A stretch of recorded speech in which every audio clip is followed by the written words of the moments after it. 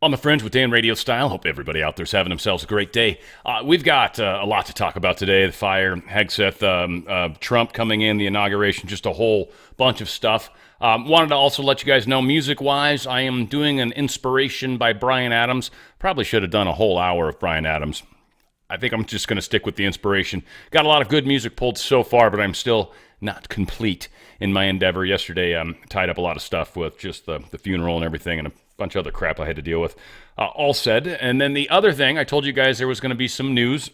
That is kind of official at this point. Starting the last week of this month, I am going to begin doing a live show on Tuesdays. I'm going to be doing that Law of One series to start with, and then we might just kind of stay in the woo forever, but the Law of One's going to take a while to get through. So I will start doing that probably about 4 o'clock Pacific time, 7 Eastern. That should start, again, the last week, and I'll plug it some more as we get closer. And also on Thursdays, I'm planning on doing a live show, probably also about 4 o'clock, just so it's good time for everybody. And that is going to be more of a deep dive, maybe grab one of the top stories or two of the week, maybe 3, depending, and just kind of do a live hour. And that one's going to be a lot easier for me to kind of interact with the audience, so that should be a lot more fun. You guys can ask questions, bring stuff up, whatever.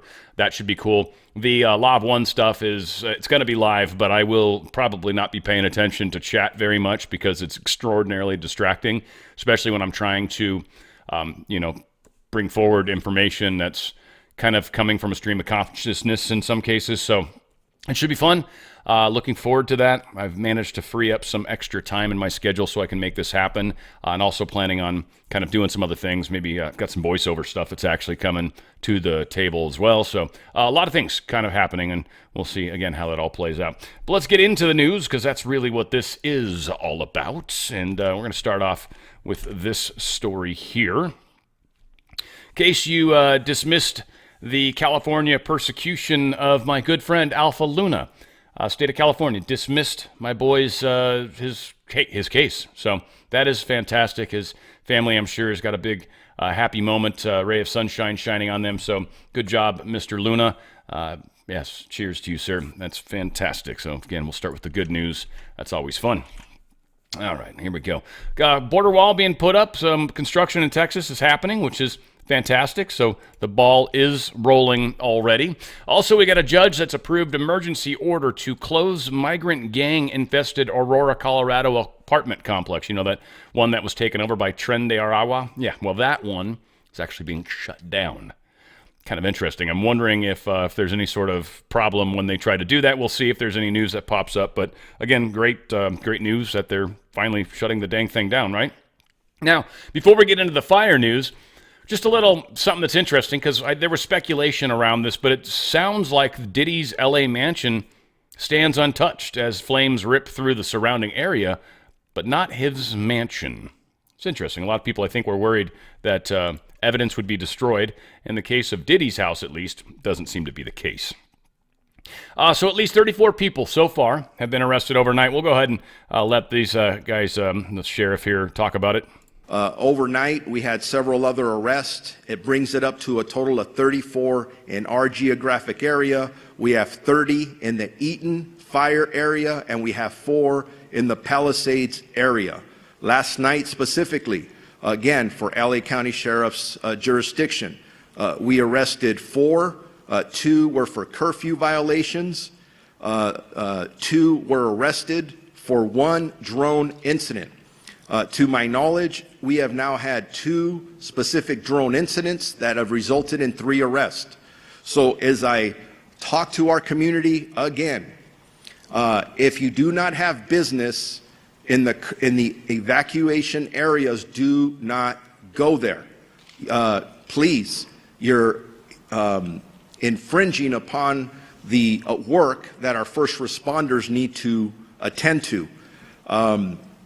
And I do want to say, when I talk about these arrests, I want to clarify not all of them are for burglary or looting or for curfew violations. But it is very important when I say stay out, we are arresting people who are not supposed to be there, who do not live there, who are in possession of narcotics. We've arrested several with guns. And yeah, I'm going to tell you something. If our deputies being very proactive in these areas, stopping people in a constitutional manner as always, making sure that they're supposed to be there, and you have narcotics on you and you have a gun on you, in police work we call that a clue, something's wrong there. So that's why we're arresting people. I mean, again, good. We need to keep it safe. There's all sorts of problems. Gavin Newsom has sparked outrage for soliciting donations to the LA wildfire. He is pissing off a lot of people, in fact, to the point where they've actually started, yes, a recall effort. Yet again, this time it's going to be successful. This time we're going to make sure everybody knows how to vote. And this time, we've got enough dislike and disdain for this guy that we're actually going to finally take him down. Gavin Newsom, bye-bye, you bastard, because it's done. So that recall attempt to knock him out is happening. We've also got a recall effort that is underway. I don't know how many signatures we've got thus far, but for Karen Bass, a.k.a. Karen Balls, she is also under the gun to be recalled. So, folks, I don't know. It's a horrible thing has happened. It's a tragedy beyond words, extraordinarily expensive. And in fact, we're going to show later, there's fires all over the world right now. Holy crap. All said, though, at least something kind of positive is coming from this horrifically negative experience. So, at least that's one thing that we can kind of say. So someone was talking to Josh Green, the governor down in Hawaii. Oh, yeah, this is good. Gavin Newsom. This just sounds wrong. It sounds like the property grab. I don't know if he's misspeaking or what, but again, this sounds very much like this was an attempt at a property grab, and it sounds like that's what they're moving forward with, at least in my opinion. We're dealing with a myriad of issues. I was just talking to Josh Green, the governor of down in Hawaii, who had some ideas around some land use concerns he has around speculators coming in, buying up properties, and the like. So we're already working with our legal teams to move those things forward, and we'll be presenting those in a matter of days, not just weeks.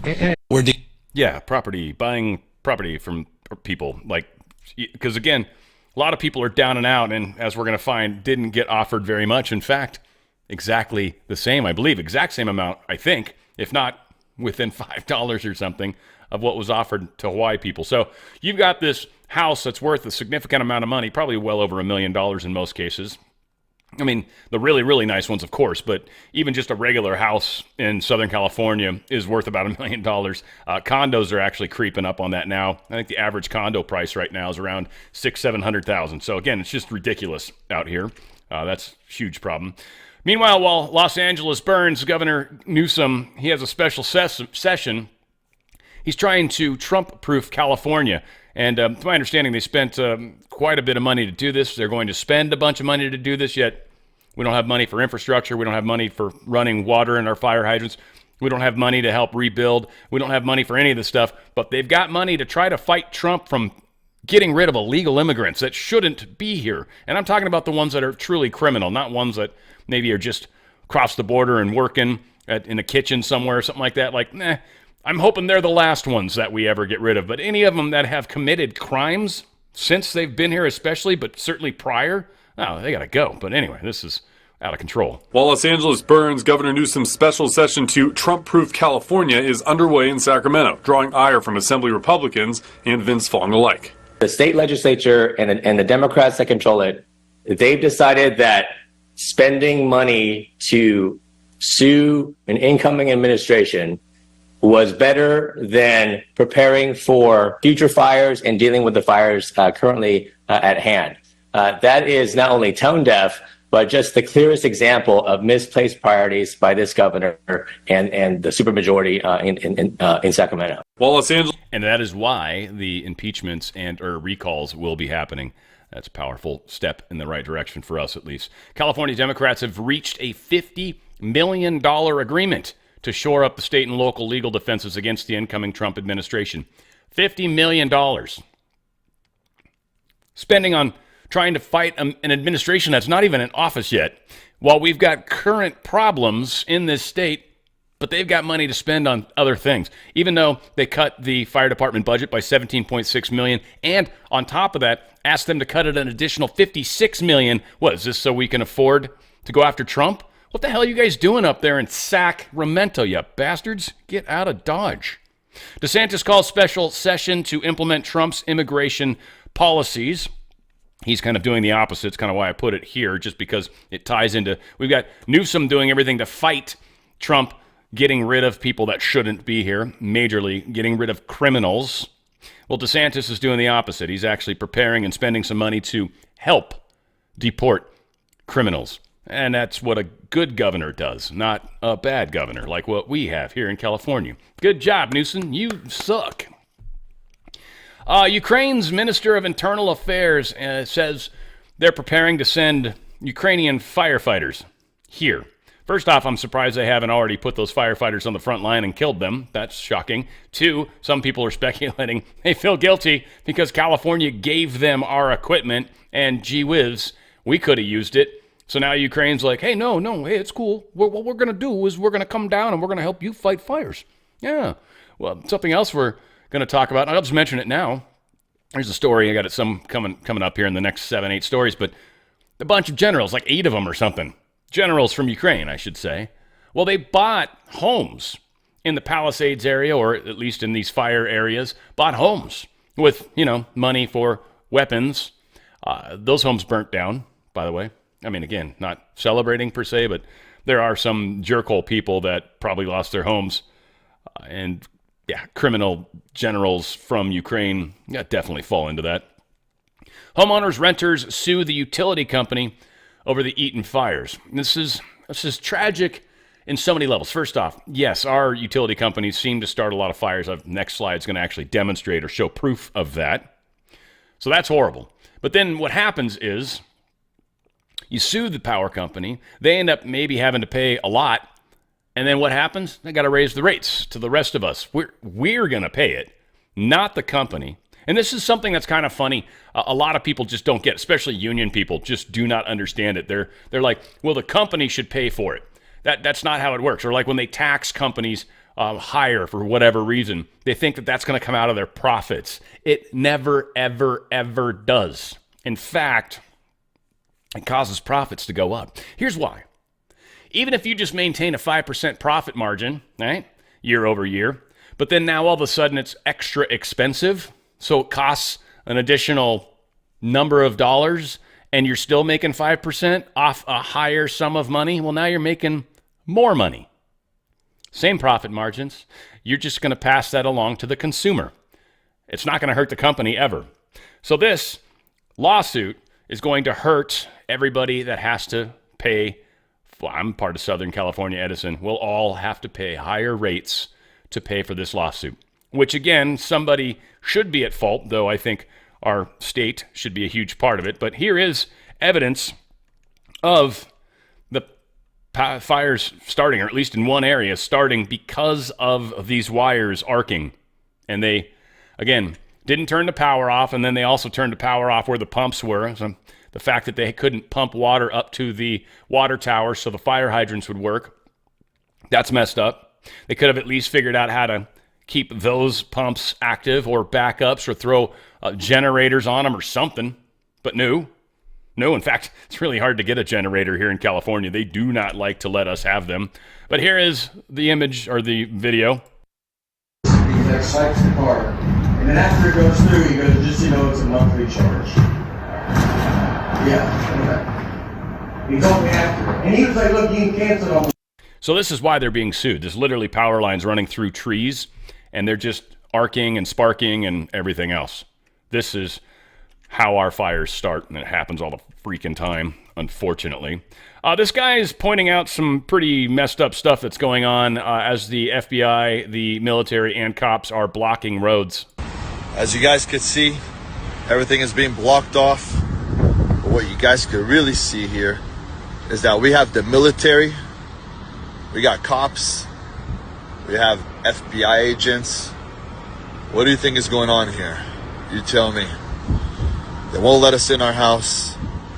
And man, this shit's getting fucking weird, let's be honest. There's some different shit out here in Cali. Yeah, majorly different stuff going on. And again, I don't even want to try to speculate. Hopefully they're trying to keep people safe. That would be the hope, the assumption. So yeah, 8 mansions owned by Ukrainian generals burnt in LA wildfires. Reports show these properties were reportedly purchased with Western funds provided to Kyiv as military aid. That should always make us super happy. Here is a graphic, well, it's a short little GIF video, whatever the hell, showing fires all over the world. You might want to watch this one if you can, but this is pretty crazy.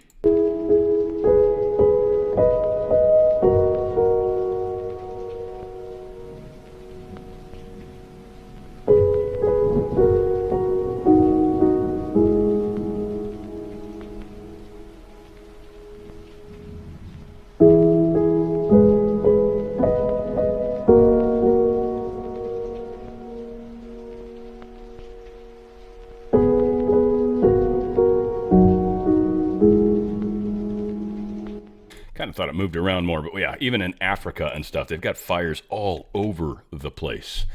Adam Schiff claims the Santa Ynez Reservoir was full of water before the wildfires happened. This is a man that actually filmed it, truthfully, showing, in fact, before the fires started, that, no, Adam Schiff, you're lying yet again. Here's the funny thing, Adam Schiff. You may not be breaking any laws to do this, but guarantee you'll be recalled as well. Yeah, we're going to get rid of a whole lot of people, but here is the guy proving that, this reservoir is, in fact, empty. 117 million gallons. Would have helped. This was supposed to be the water to put out the Palisades fire. This is the Santa Ynez Reservoir. It's the water supply basically for the Palisades. When they first started fighting the Palisades fire, they ran out of water extremely quickly. Wednesday, 3 a.m., they were basically out. And there's been a lot of talk on why this happened. So how long has this reservoir been empty for? Since February of last year. There was no communication from the Department of Water and Power to LAFD that there was a water supply issue. The firefighters, when they started fighting the fires, no one informed them that the reservoir was empty. This reservoir holds 117 million gallons of water. The fire department was using a water supply from 3 backup tanks, each one only holding 1 million gallons of water. They say it's closed for maintenance to repair the lid that's on top of it. I don't know a lot about reservoir maintenance, but there's literally no construction materials or vehicles anywhere in sight. Also, with a reservoir like this, you can refill it or start to refill it. So another question is, if they saw the Santa Ana winds were coming and we have this remarkably dry wet season, why was there no attempt to start refilling it back up? I know I threw a lot out there, but I think we need some answers, guys. Some real answers here. Wouldn't that be nice? Yeah, we definitely need some friggin' answers. We'll see if we can get them at some point. Billy, this is, what was this? The cat out of the bag. Yeah, this dude, well, he kind of says the truth out loud. Like, kind of surprised. You almost wouldn't think they would do that. Yet he does. Mental and physical health first before we embark upon what is going to be a journey to rebuild these communities back and rebuild them better than they were when we started this fire. When we started this fire. I'm sure it was a misspeak, right? Of course it was. Of course it was. That's what that was.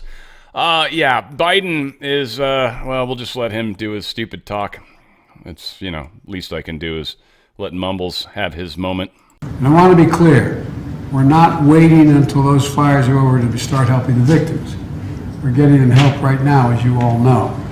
People impacted by these fires are going to receive one-time payment of $770.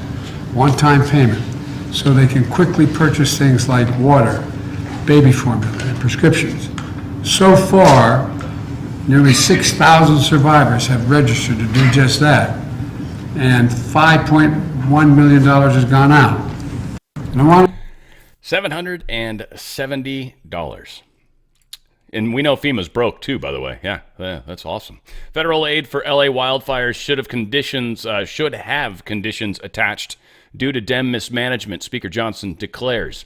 Comes down to leadership. Says, I think we've got to have a serious conversation about that, Johnson said.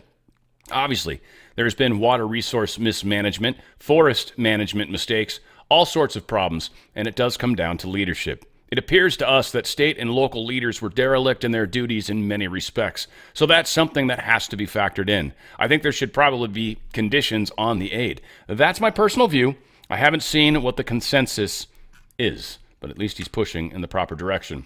Also, and I was kind of happy to see this, Rep. Thomas Massie, the one guy that voted to keep Johnson from speakership, which really put us in a tough place, and that was very, very close to being problematic.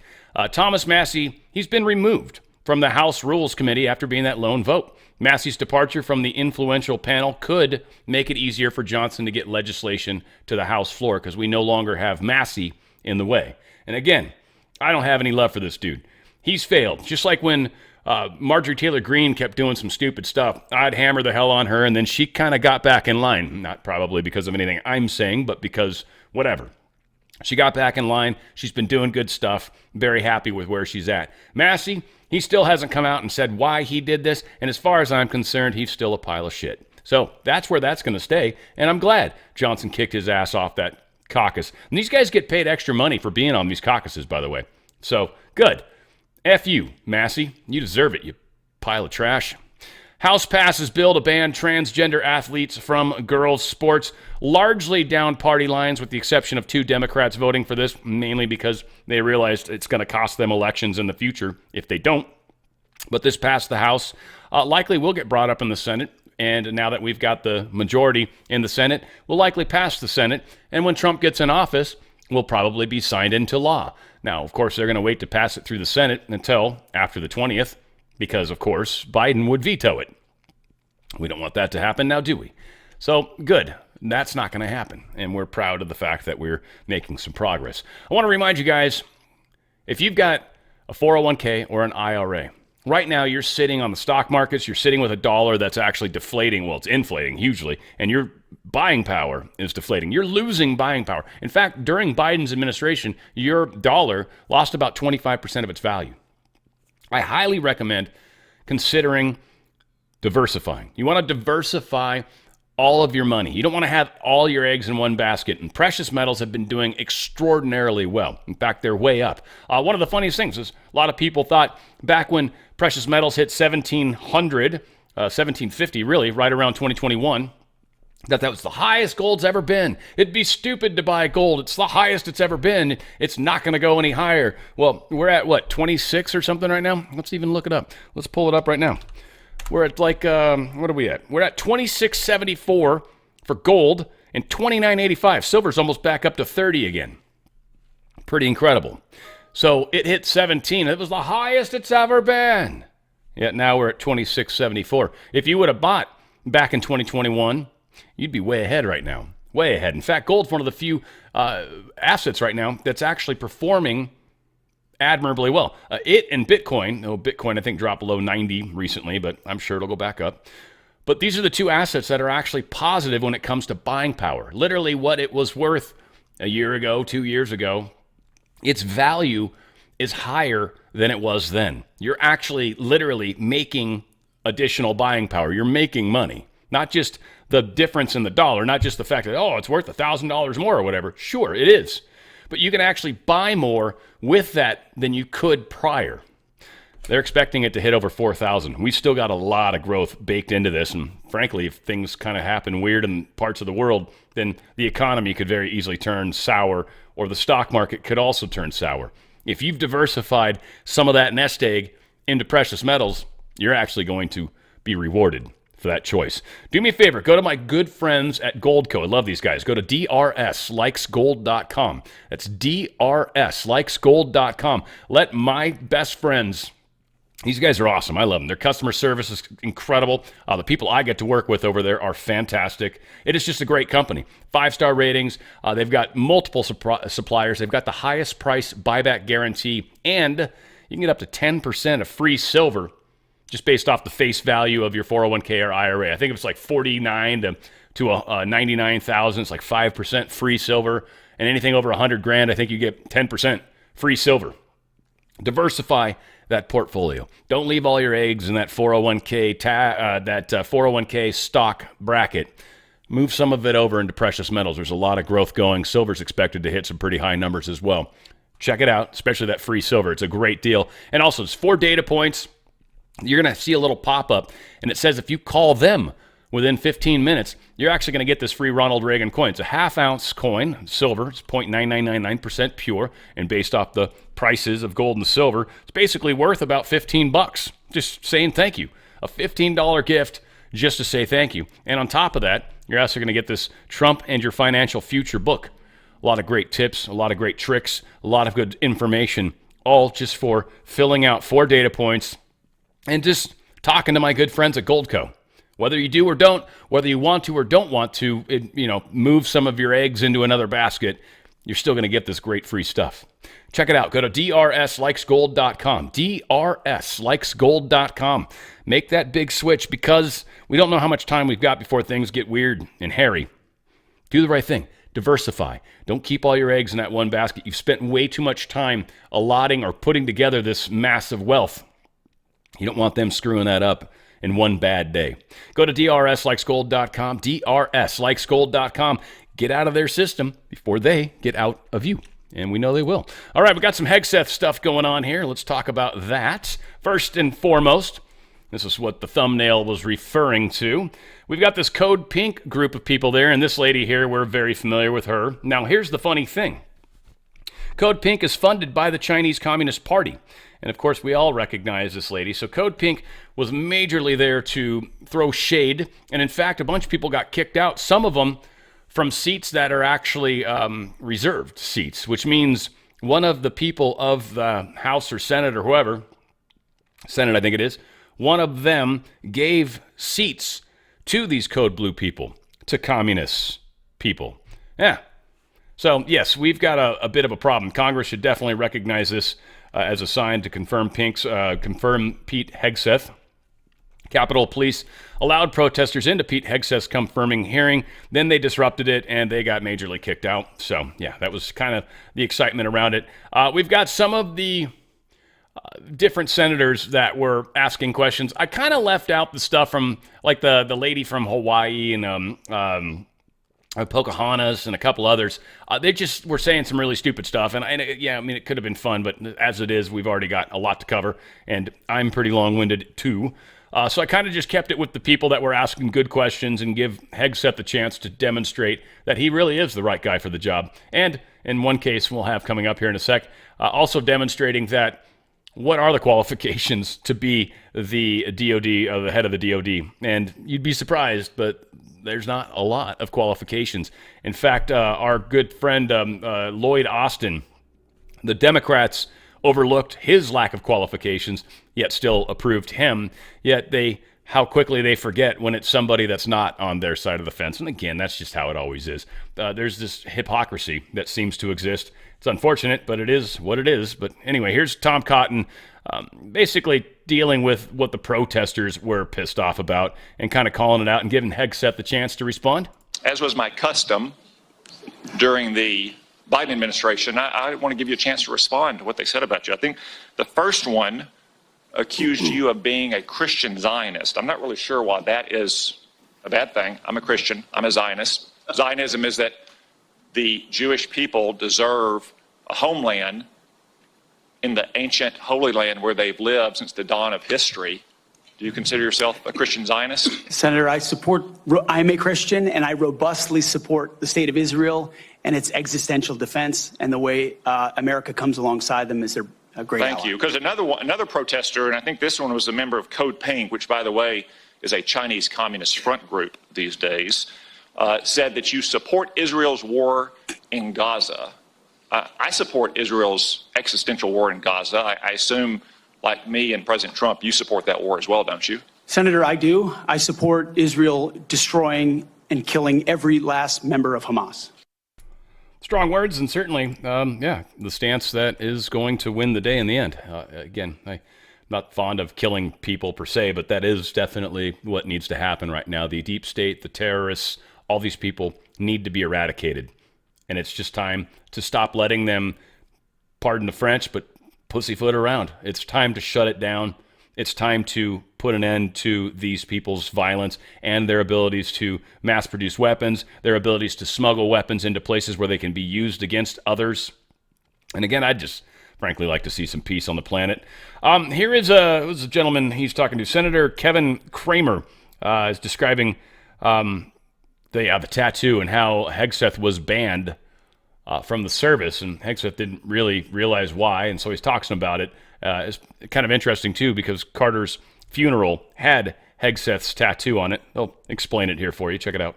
You'd mentioned that you were not able to serve with your National Guard unit in the protection of the inauguration of Joe Biden because of a tattoo, a Christian tattoo. Can you elaborate just a little bit on what is this very offensive, extremist, racist tattoo that you have? It's a tattoo I have right here, Senator. It's called the Jerusalem Cross. It's a historic Christian symbol.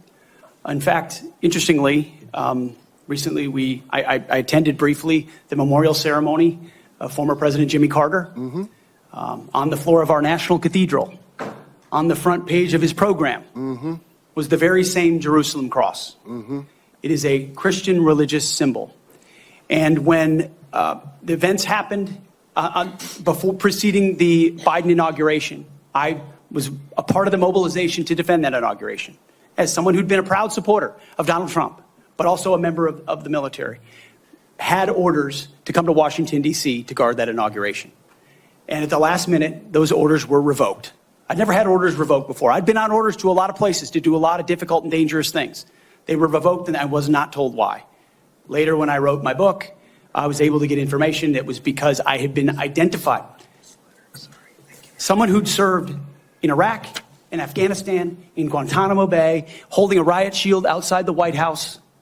I'd been identified as an extremist, as someone unworthy of guarding the inauguration of an incoming American president. And if that's happening to me, Senator, how many other men and women, how many other patriots, how many other people of conscience? We haven't even talked about COVID and the tens of thousands of service members who were kicked out because of an experimental vaccine. In President Trump's Defense Department, they will be apologized to, they will be reinstituted with pay and rank. Things like focusing on extremism, Senator, have created a climate inside our ranks that feel political when it hasn't ever been political. Those are the types of things that are going to change. And Senator Sullivan, you mentioned that study. After a whole study was held, extremism working group study, 100 extremists were identified. Hard work. You'd mentioned that. Guys, close enough to the end. So again, pretty messed up stuff going on, and he's calling it out. He's, calling a spade, really, I think. Hegseth stated he would bring back with compensation or reinstate the complete pension rights for each of the 8,000 people that were kicked out for not receiving the jab. Pretty good stuff. Check this out. Tens of thousands of service members who were kicked out because of an experimental vaccine. In President Trump's Defense Department, they will be apologized to, they will be reinstituted with pay and rank. Yeah, excellent. That's what we need to hear. So good stuff. Hegseth doing, I think, answering all the right questions. Cool. I do have one of the funny ones because this actually got some laughs, and this was pretty damn funny. So I'm glad I brought this one in. Check this out. This is, of course, Pocahontas being stupid. Now, Mr. Hegseth, you have written that after they retire, generals should be banned from working for the defense industry for 10 years.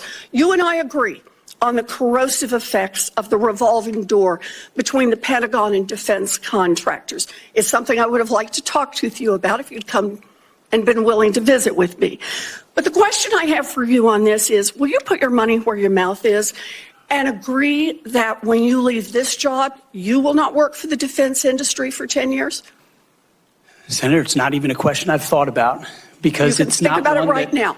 It's not one. My motivation for this job. I understand that. I just need a yes or no here. Come next. Time is short. I just need a yes or no. I would consult with the president about what the policy should be at the Defense Department. In other words, you're quite sure that every general who serves should not go directly into the defense industry for 10 years.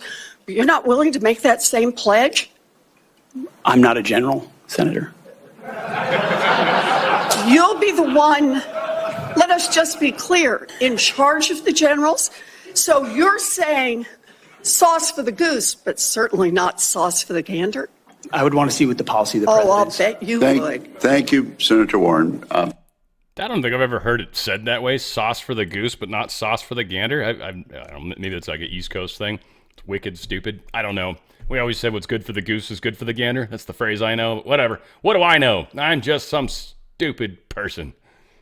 Not as dumb as her, though. I know he's not a general. Again, this is pretty good in calling out the hypocrisy. A little long, but I think certainly worth it. And this is Mr. Mullen. Is he a senator? I don't know why it says Mr. I always thought it said senator typically, but whatever. This guy's got some very, very good points that he makes, and I think it's pretty cool. Check it out.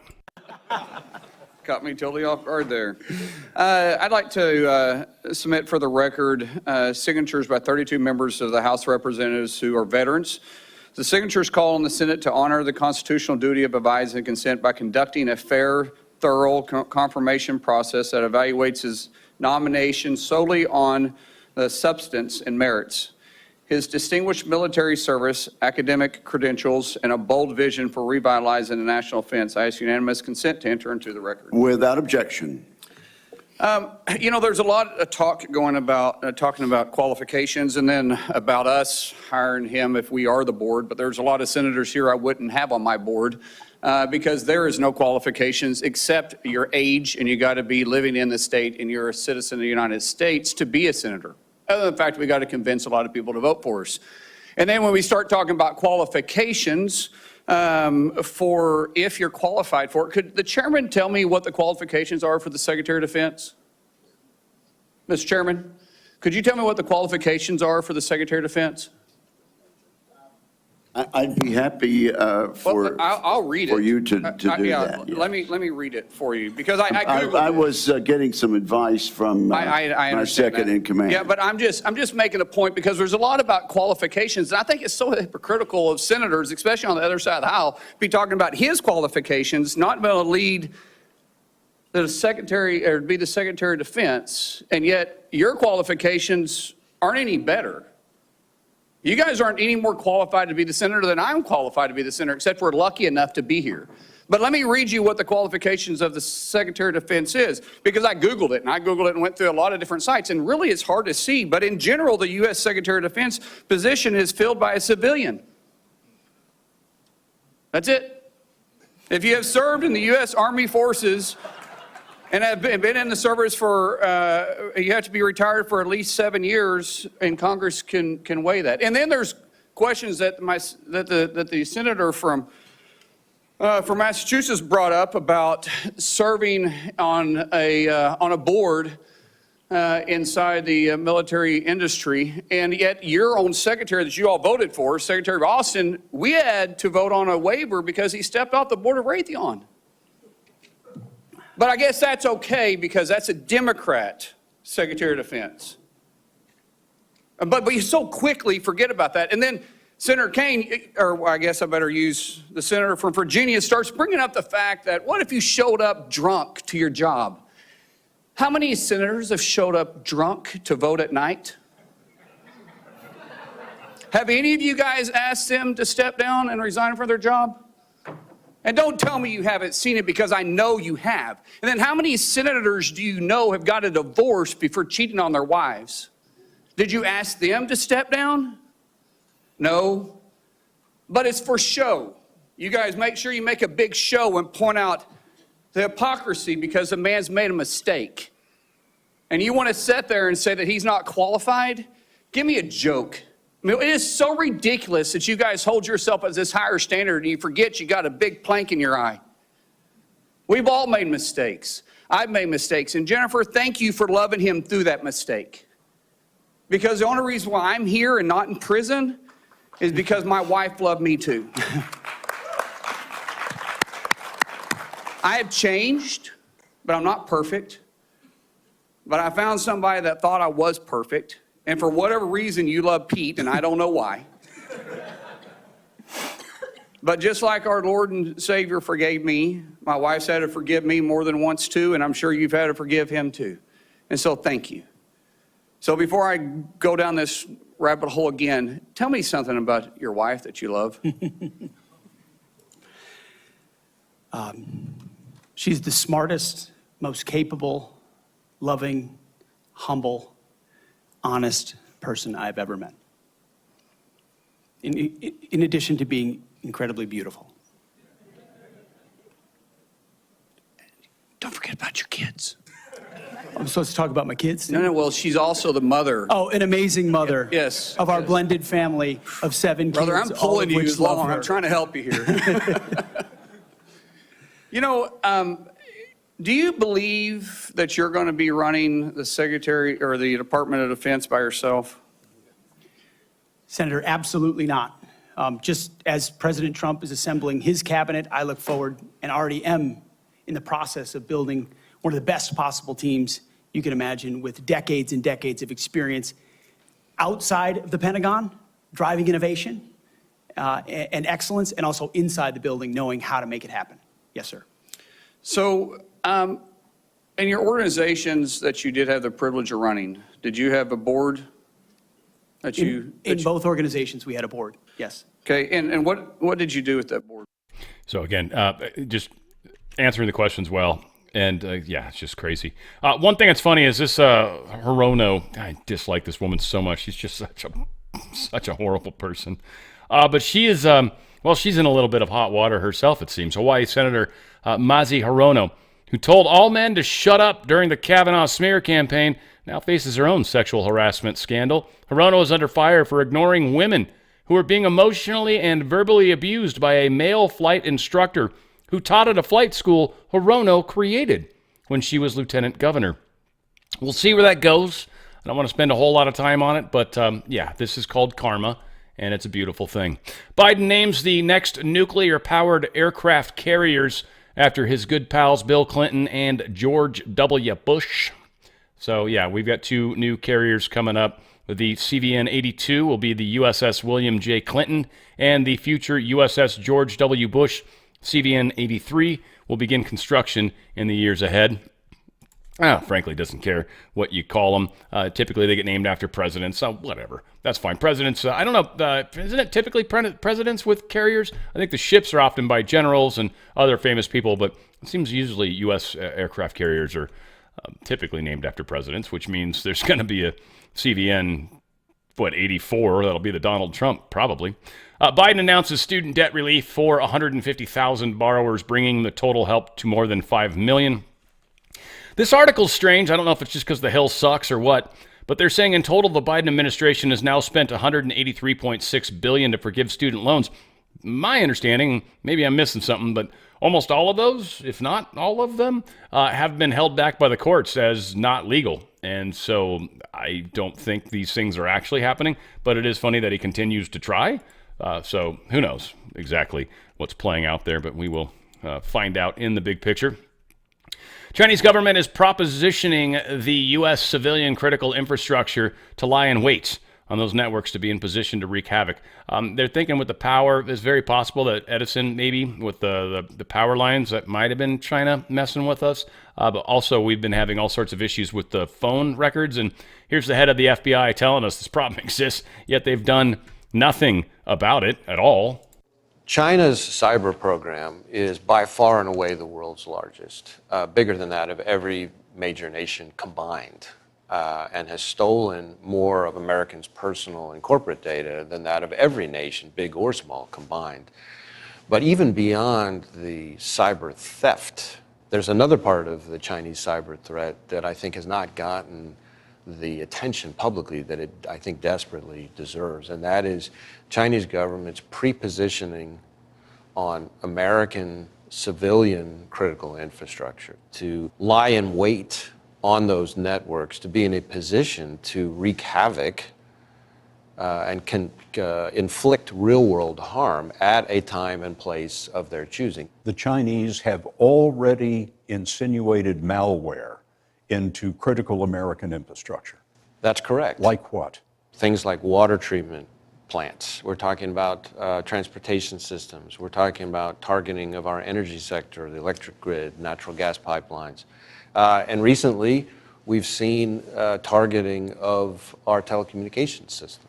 Yeah, prepositioning, not China's cyber not program. propositioning. That's funny. Misread, but whatever. Yeah, he at least corrected me. That was nice of him. Thank you, Chris Wray. I wish you would have done a better job as an FBI guy, but yeah, at least you corrected me. DHS Chief Alejandro Mayorkas, he seeks to kill the Laken Riley Act. I don't think he's going to have an opportunity to do that, so it doesn't really matter.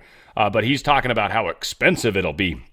And we're going to need $7 billion just for beds because there's going to be so many people that we're going to have to, put in these special camps while we process them. I don't know about that. First off, I don't trust anything you say there, Mayorkas, because you suck and we already voted to impeach you. We just couldn't get that moved through the Senate, and there's no point in doing that now. But you are not trustworthy, and frankly, who says we need to have $7 billion in beds? How many beds is that? That's a crap ton. Now, they're thinking there's going to be 60,000 people. $7 billion for beds for 60,000 people? I don't know. Just doing some basic math. Sounds like these are really nice beds. I don't even think I paid that for my bed that I got in my bedroom. And they definitely aren't going to be lying on those. That's ridiculous. So that's insanity. Unless these guys have like some Tempur-Posturepedic mattresses or that purple thing. I don't know if you've seen that one, right? They got some crazy mattresses out there. Hell, Mike Lindell could probably sell you guys a bunch of beds far cheaper than that. What the hell? So anyway, we don't trust this guy. And it's just the cost that they're saying is going to be $20 to $30 billion. Here's the thing. Keeping people in this country that are criminals is costing us far more. So again, Mayorkas, you're an idiot, dude. That's all. That's all. Simply put, 41 Democratic senators have introduced legislation establishing statehood for the District of Columbia. It's not going to go through. They've been trying to do this forever. They desperately want a heavily Democratic city, and D.C. would certainly be that. Well, state, I guess they'd call it. District of Columbia has always been kind of a separate thing because it's where, the capital letters capital is of the business United States Corporation, if you will. Whatever the case is. They want to make it the 51st state. I think they're just desperate to try to keep it from being Canada. All said, it ain't going to happen. No chance in hell. Interesting prediction market. Kalshi, I guess. He's adding Donald Trump Jr. as an advisor. Squawk Box talked about it. I thought they did a pretty good job. We'll go ahead and play this and give you a little idea of what this concept is. It's kind of interesting. With some news right now, that is that Donald Trump Jr. is joining the company as an advisor. Here with us right now on set is Kalshi co-founder and CEO Tarek Mansour. Great to see you this Thanks morning. for having me. Great seeing you. There's a lot to talk about and unpack here, but talk about Donald Trump Jr. How did this come about? Well, I think it's interesting. I mean, as everyone's seen, Kalshi over the last few months, so we first legalized election markets and then we absolutely exploded. So our user base has grown by 100x. We onboarded millions of customers and have taken the notion of prediction markets mainstream. So now people are talking about prediction markets in a way they didn't a few years ago. And the interesting thing about, Don has always been at the forefront of these types of spaces and new technologies. He's always been very in tune with what the American people feel and want. And he understands kind of this notion that people have been ready to fire the traditional institutions and authorities and basically got tired of fake news, I think. And that's why they're going to Twitter and that's why they're going to prediction markets. And I can't think of anyone else who would be better to help us promote the vision of prediction markets and what they can do for society.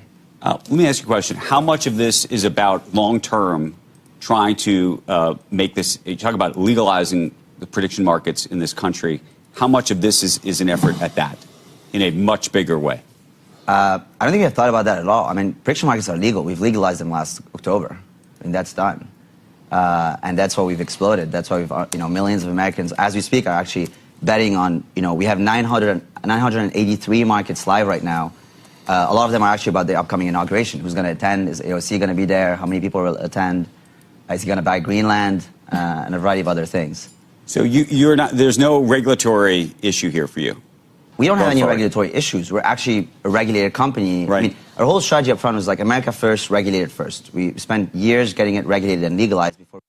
So what this kind of all comes down to is the betting. The betting on the presidential election. You guys remember how there was odds? And it kept differing from what all the pollsters were saying? And they were 100% accurate. The bettors were, which is we all knew would be the case. No way that they were going to lose these bets. So that's what this is all about. Don Jr. is going to be involved. I think that's pretty cool. Judge Eileen Cannon on Monday set a motion for later in the week regarding the release of former special counsel Jack Smith's final report. She let it expire, the first part anyways, There's, I think, additional parts that she's like still holding back because there's information in there that's questionable, has some issues, legal issues, factual issues, stuff like that. The first part, she said, this doesn't really affect not De Oliveira and Nata, so they let it come out. I don't know. Well, we'll see in the big picture. Trump has not been exonerated. Special Counsel Jack Smith declares in his final report, basically said he became president, and because of that, he lucked out. Whatever. He's desperately trying to smear Trump the last chance he can. Jack Smith has obviously failed in every single way, shape, and form. In fact, we've got Trump that couldn't resist the opportunity to chime in. I think I've got that coming up next. But Jack Smith's big case, the claim, Trump knew there was no fraud in 2020 because VP Pence and other high-ranking officials told him so. Therefore, Trump knew and believed there was no fraud. They're putting belief into him, by the way, because people told him, and Trump obviously believed it, because why would he not believe what Pence says, even though Trump was the president? All said, therefore, any actions he took were intended to reverse an election he believed to be valid. This is their whole argument. They don't want to give him a chance. They just make up a bunch of information. The grand jury's like, oh, okay, well, if that's true then. And it's like, well, are you going to ask the individual that you're accusing of this? Nope. Well, then how do we know it's actually true? We don't.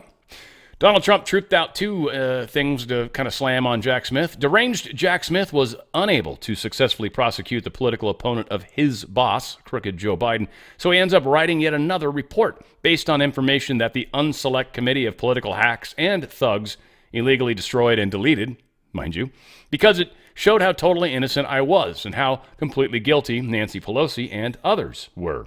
Jack is a lame-brain prosecutor who was unable to get his case tried before the election, which I won in a landslide. The voters have spoken. And also, he truthed, to show you how desperate deranged Jack Smith is. He released his fake findings at 1 a.m. in the morning. Did he say that the Unselect Committee illegally destroyed and deleted all the evidence? No, I don't believe he mentioned that at all. But that is, in fact, what happened.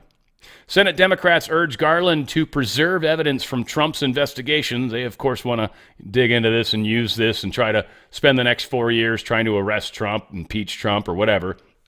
Certainly not going to be able to for at least 2 years.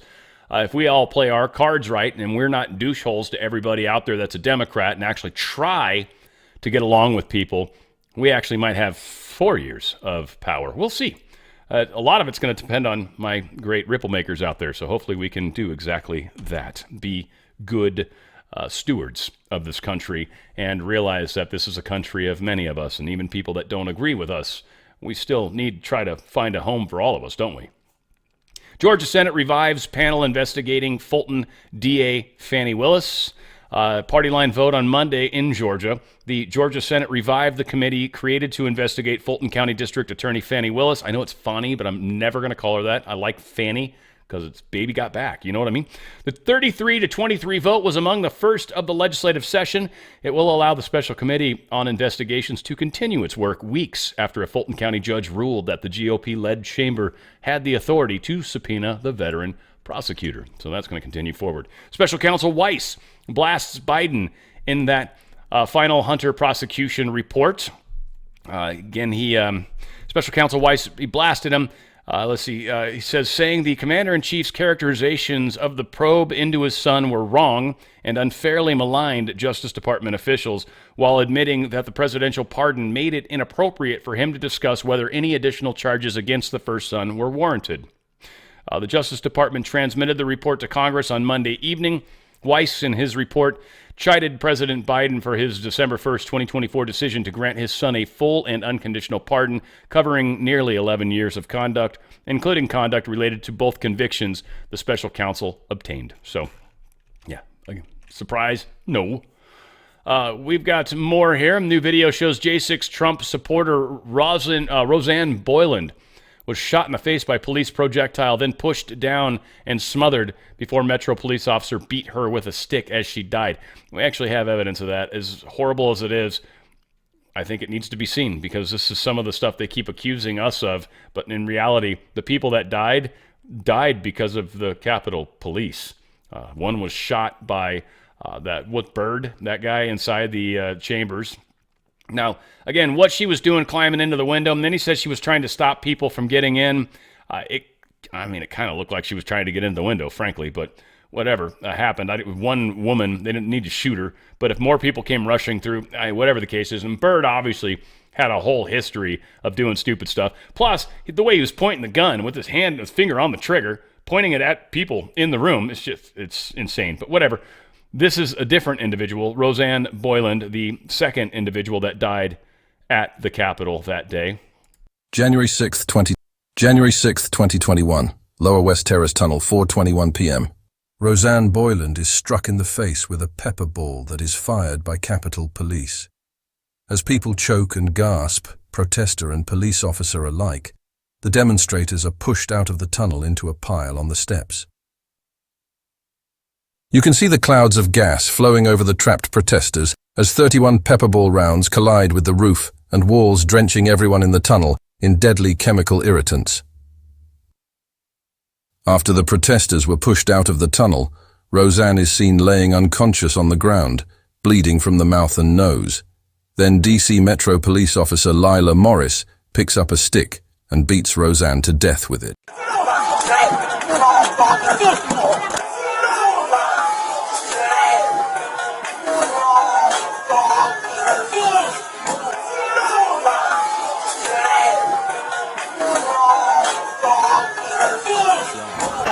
The protesters pull Roseanne away from the police to do CPR on her as the police continue to spray pepper gas on the protesters, trying to save her life. After desperately trying to save Roseanne's life via CPR, the protesters present her to the police so they can save her life.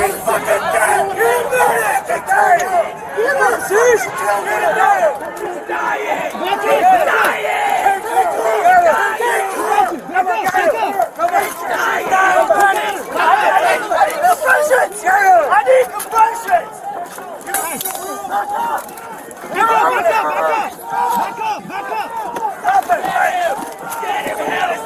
This on you, motherfuckers! This on you, motherfuckers! You kill us, motherfuckers! Yeah, they killed her. I mean, that's what happened. So sad. So very, very sad. Again, such a bad day in the big picture across the board, but it also was a remembrance and marker of how pissed off a lot of us Americans were. And fortunately, we were able to gain our composure. We demonstrated our numbers, and we were able to overwhelmingly win the election 4 years later.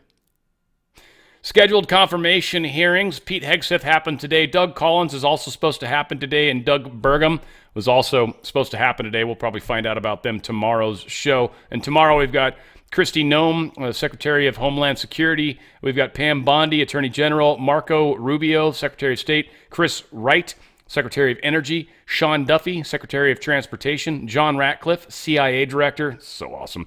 And Russell Vought, OMB Director. And, of course, on the 16th, we've got Eric Scott Turner. We've got Lee Zeldin, Scott Bessent, and Pam Bondi again. Day 2. Wow, they're going after her 2 days, huh? I don't see Kash Patel anywhere in there yet, huh? Interesting. I'm not going to play this because I think Cohen's a retard. It's just funny. He's playing for Biden's presidential pardon, and he's talking about how, his son, Hunter's, he's just his son, so he should pardon me too. And the lady's like, yeah, but, that was his son, but you're not his son. And he's like, I'm somebody's son. Yeah, but not President Biden's. Cohen's a pile of trash. I hope he ends up in jail forever, frankly. The dude's just such a horrible, traitorous pile of trash. With President-elect Donald Trump set to take office in less than a week, members of the January 6th Select Committee and White House are privately discussing whether to issue presidential pardons to lawmakers who served on the panel. This, of course, is from people that wanted to remain anonymous. So we'll see. I have no misgivings, no misunderstandings. I do believe Biden will pardon. In fact, I believe he'll probably pardon a bunch of these J6 people. I don't think it's going to matter in the big picture. Treason's a funny thing, is all I can say. We'll see how everything plays out, but treason's a funny thing. And we'll see what happens. People sometimes just mysteriously get ill. It's very strange when that happens, but it does indeed happen. Something very concerning that needs to be mentioned. First off, China is sending all sorts of drones. China's DJI is the world's largest drone manufacturer. They no longer block flights over airports and military bases, meaning their software allows people to take these drones and fly them over places that are no-fly zones. Keep that in mind, because we've got an inauguration coming, and there's a no-fly zone over that, but Chinese drones don't care. And of course, they're showing an image here with a bunch of grenades that can very easily be added to the bottom. And it seems to be grenades. I don't know what the yellow stuff is, if it's just something soft or if it's literally like plastique explosive or something. Whatever the case is, this is concerning. Now, obviously, if it's commercial, our government can do things outside of just putting a no-flight zone in place, but meh. Texas Governor Greg Abbott is leading the way. He has mandated that U.S. flags across the state will remain at full staff on Inauguration Day. Trump is also doing that at Mar-a-Lago. And, yeah, flags are supposed to fly at full staff for the inauguration after Trump complains. So Speaker Mike Johnson's actually making some noise, and he's going to try to get everything at full staff on the Capitol the day that Trump comes into office. Secret Service agents in charge of President Trump's inauguration just announced that it's a higher threat environment. Yeah, no shit, Sherlock. But we obviously know drones are going to be a problem. Dan Bongino's been talking about it. I think it's definitely the biggest problem that exists. Trump will have bulletproof glass in front of him. But as my dental hygienist said today, which was pretty damn funny, she's like, well, you know, maybe they can put him in something like the Pope has, you know, that Pope mobile, where he's like surrounded by Formica or whatever. Who knows? Maybe they'd do something like that. That might protect Trump from all sorts of crazy.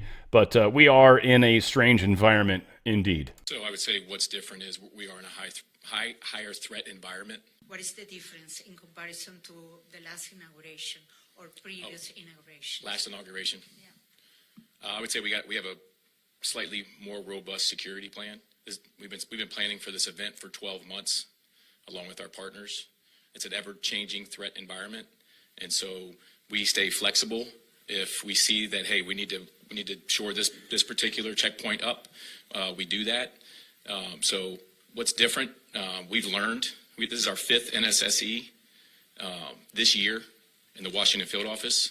We've done 83 NSSEs. Each one we take a look at, and if there's areas where we need to improve, we do it. But what I can tell you is that we are 100% confident in the plan that we have put in place for this inauguration, that the public and our protectees will be safe. So I don't know if I trust him that much, but again, you know, if they're learning lessons, fantastic. SSC Secret Service, I don't know what the SSC stands for. Bummer. It's not actually listed in there. Normally that's where I make my mistake. It's highly satisfying watching a corrupt D.C. Mayor Muriel Bowser lead press conference on how to secure Trump's inauguration. It is a little silly considering she, canceled the National Guard on January 6th.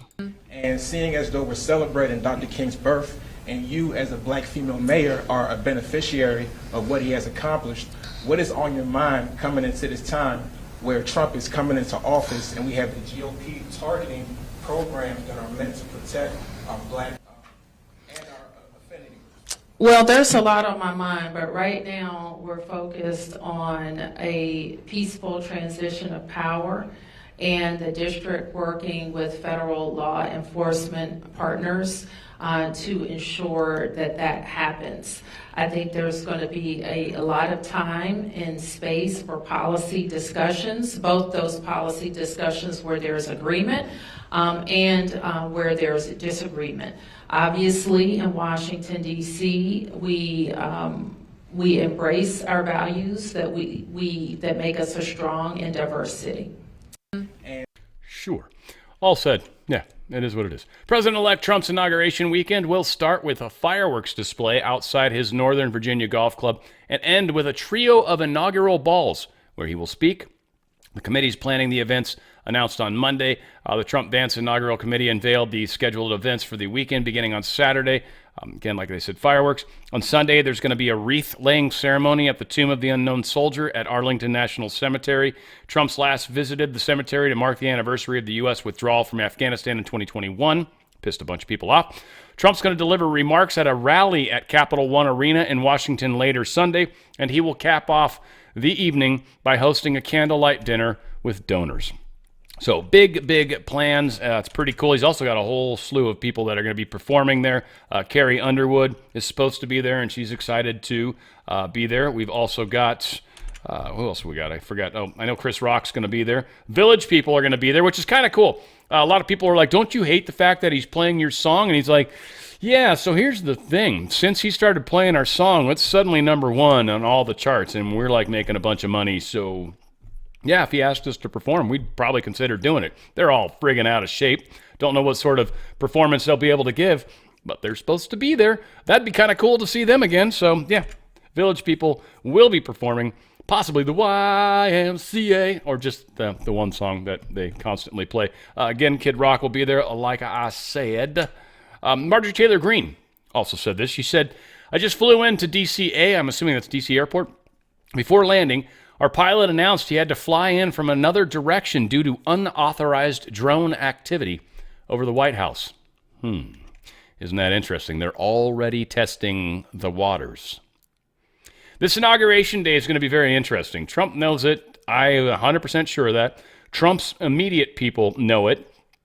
I'm not sure if he's going to have his best Secret Service. I'm not sure how he does that, and I guarantee he's aware of this. So just prayers, surround him in a bubble, surround him in the Christ white light, whichever works. But yes, he will be protected, and make sure you're thinking protective thoughts of him, and we'll get him through this day, that's for sure. Michelle Obama's going to skip Trump's inauguration, but ex-presidents Obama, Clinton, and Bush will be there. This is interesting how many things she's not showing up for. She wasn't at Carter's funeral either.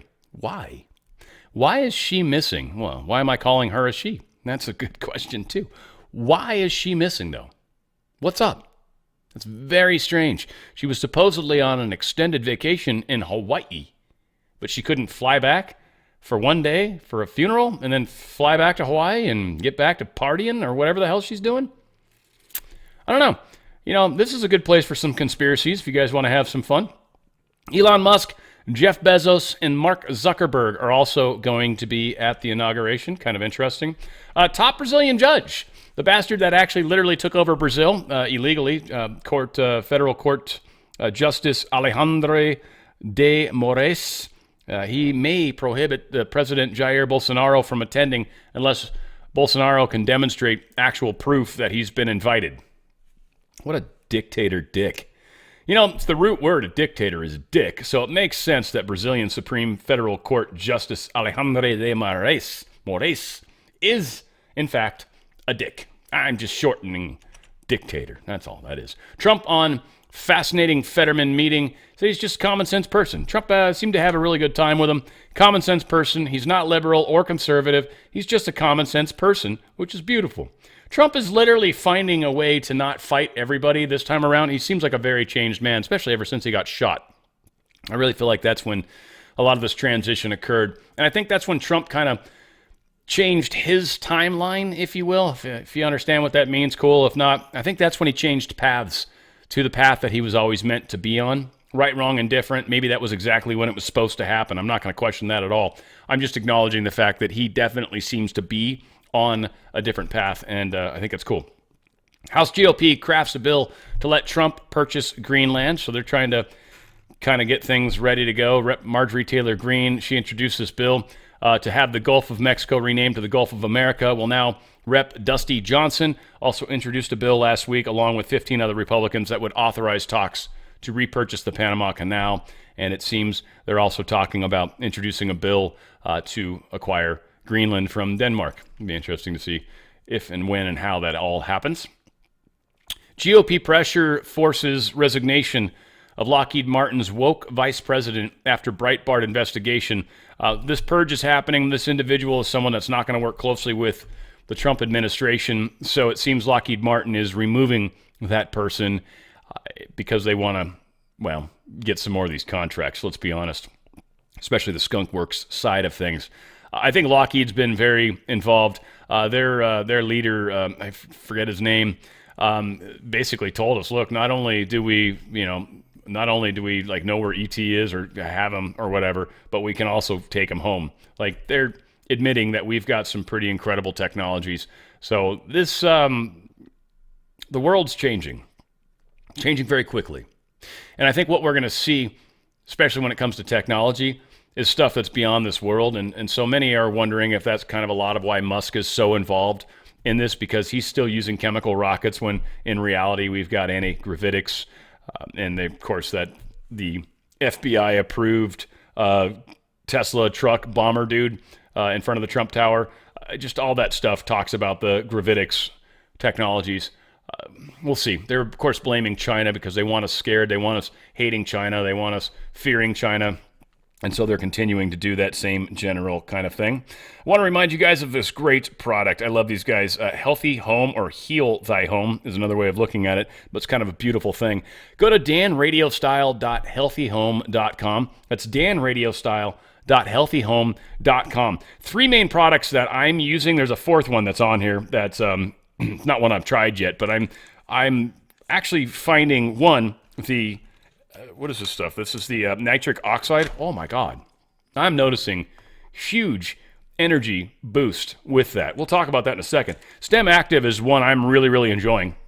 And this helps fix parts of your body. So stem cells essentially are able to, they're cells that are kind of multi-purpose cells. They're cells that can be anything. So say you've got a problem in your lungs and you need to repair a little lung tissue. We'll send stem cells into our lungs, and they'll become lung cells and start to heal the lung. Liver's the same, muscles, tissue, skin, bones, doesn't matter. Stem cells can become any type of cell in the body. It's why stem cells are such a powerful way of rejuvenation. As we age, the number of active stem cells we have decreases greatly. This pill, 2 of these pills, within 20 minutes of taking them, increases the amount of stem cells in your body by like something like 6 million stem cells. I think normally we have upwards of 14 million.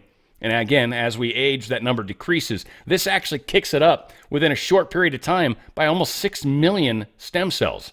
I don't know what magic is in it, but this definitely is going to help with any sort of rejuvenation that needs to occur within your body. They've got a gel version of it as well. If you want to drink it instead of taking the pills. I don't know, the pills are easy for me. But I do find that on an empty stomach, sometimes kind of taste it a little. It doesn't make my stomach upset. It's just it's kind of gross, I guess, sort of. The other one is this, the Amaze.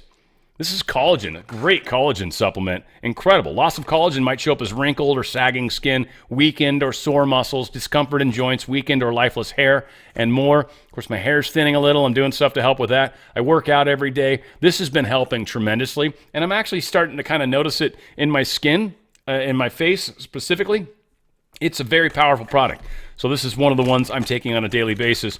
And then this one, I don't know this one. I haven't taken this one, but it's powerful. Your body's defense. This helps against all the free radicals.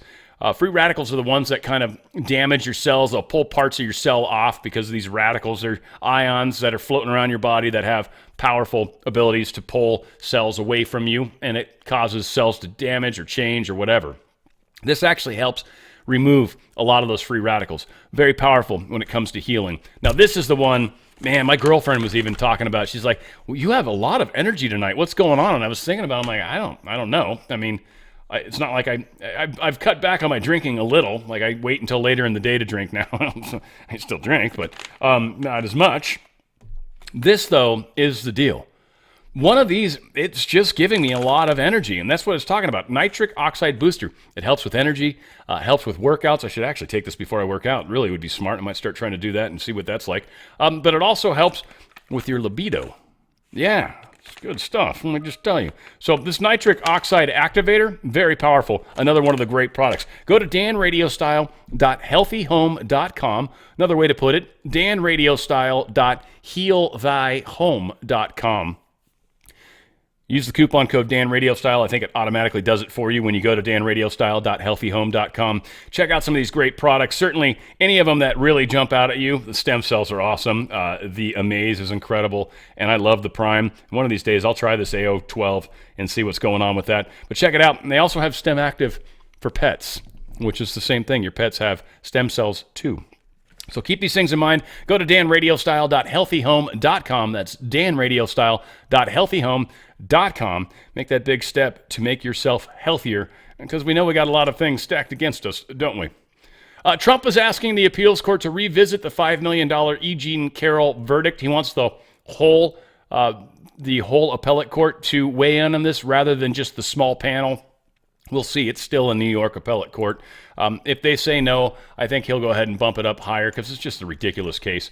So we'll see how that plays out. Japanese mob boss pled guilty in New York to conspiring to traffic nuclear materials to Iran. It looks like Japanese Yakuza leader Takeshi Ebisawa also allegedly negotiated deals for U.S. weapons left in Afghanistan as well. So this dude's doing some pretty negative stuff. You obviously don't want to mess with the Yakuza. It's kind of like that's like the real ninjas, man. These guys are like this Japanese mob. They're pretty badass. Not saying that the normal mob people aren't bad enough. Don't get mad at me, Chicago. You guys, the Italian mafia or mob is extraordinarily powerful as well. But you mess around with these guys, and who knows what crazy stuff will happen. Office of the Arizona Attorney General, they're essentially requesting the Department of Justice disclose to the office the special counsel investigations and prosecution relating to the 2020 presidential election in Washington, D.C. They want the information because they are claiming they want to go after the individuals, Mark Meadows and others, that illegally tried to do the fake votes, as they keep saying, or the fake, what do they call them, the guys that were... the votes, drawing a blank on the electoral college votes, guys, like the alternate electors. Those guys they're claiming are all illegal. So they're trying to get the information from the grand jury, special counsel, to be able to continue pushing this. These guys are obviously not friends to America, but that is what they're attempting to do. BlackRock's latest to leave net zero alliance. The U.S. House Committee investigating 60 companies over ESG policies. Well, BlackRock Inc.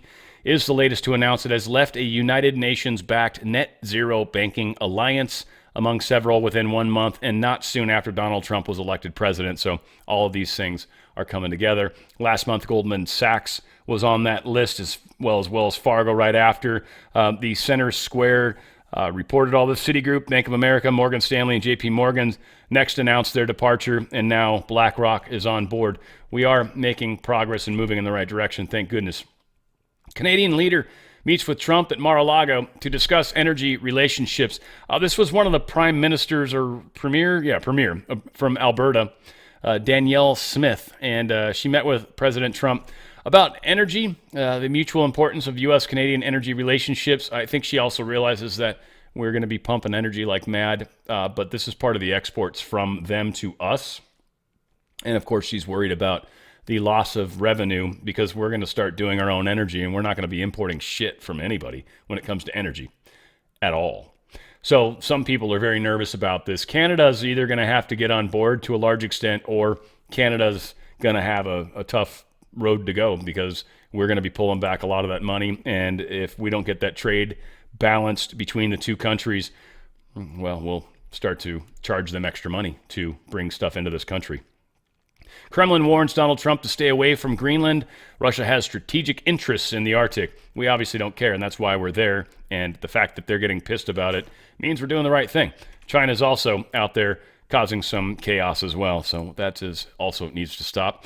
Baltic Sea undersea sabotage has set the stage for escalating NATO-Russian contests. There's a lot of NATO ships now floating around in the Black Sea, as well as Russian ships floating around in the Black Sea.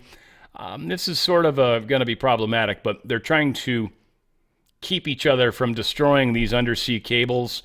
There's electric cables that were destroyed recently, as well as internet cables. So a lot of concerns around all of that. Russia says Iran's president's going to visit this week, sign a partnership pact with Putin. Again, I think this is just supposed to piss us off about Russia and Iran. They're definitely working together. The whole world's kind of labeled them the evil empires. So, yeah, I guess all you're doing is forcing them into bed together. That's why North Korea is also part of this same weird alliance. Again, We just need wars to stop, and then I think we can start to really get to the bottom of some of the problematic things going on.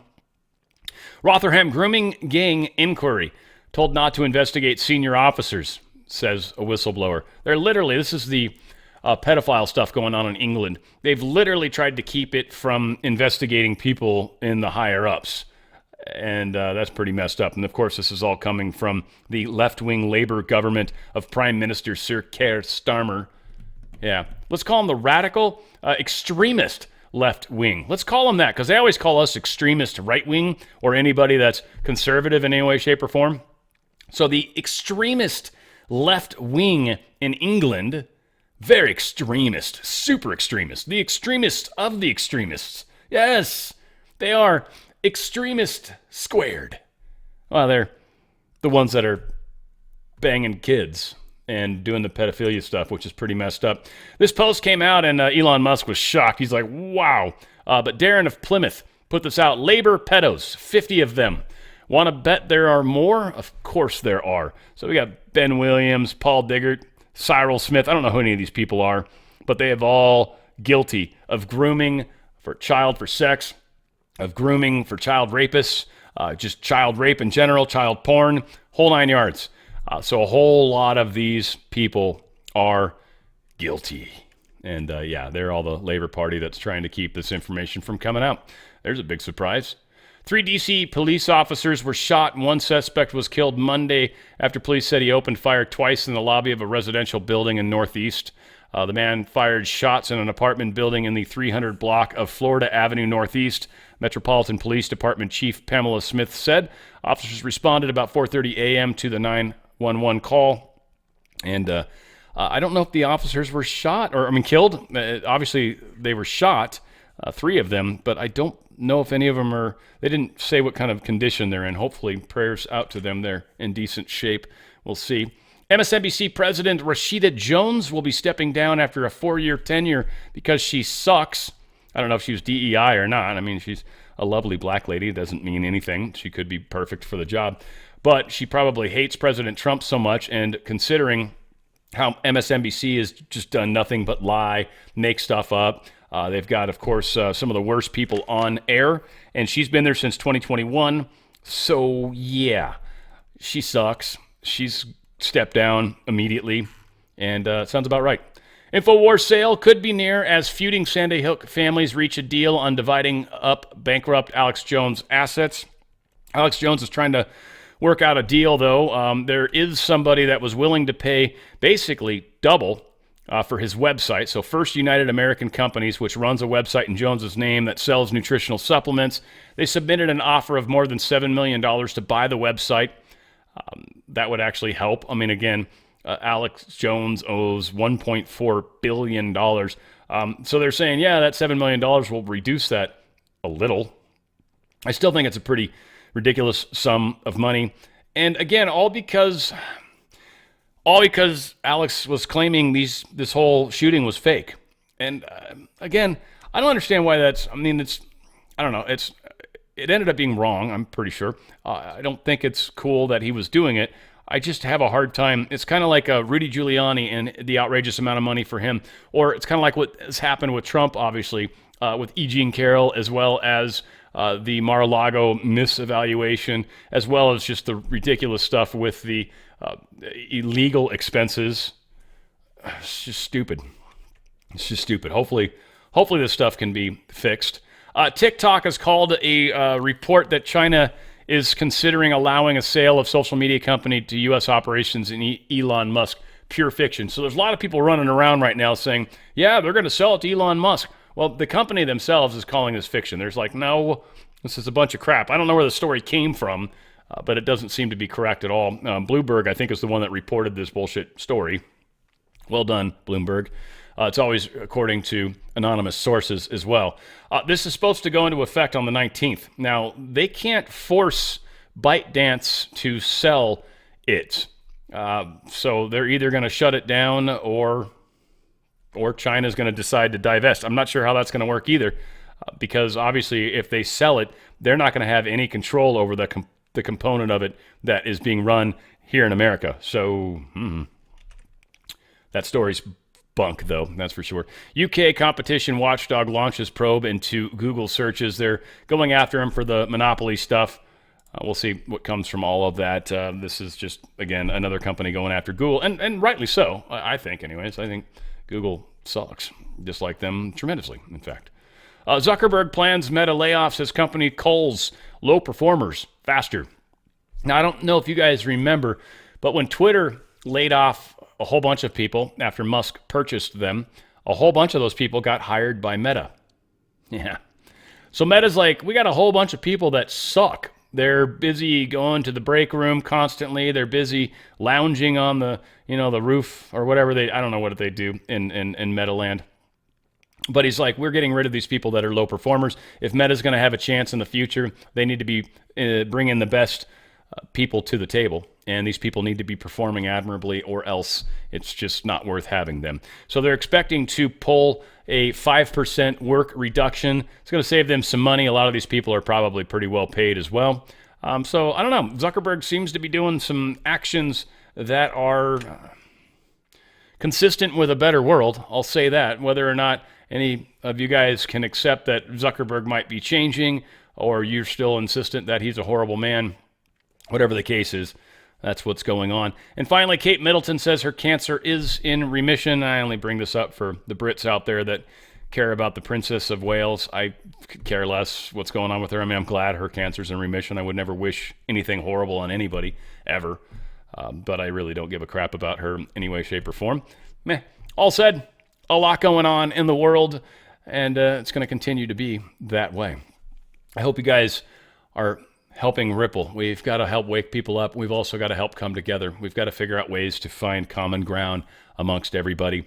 And we've got to try to help as many of the people that are confused as possible. Not everybody's going to make it through this difficult time, but we've got to help as many as we can. I'm going to be there with you guys, shoulder to shoulder, as we keep marching forward. Where we go one, we go all. It's on the Fringe with Dan Radio Style.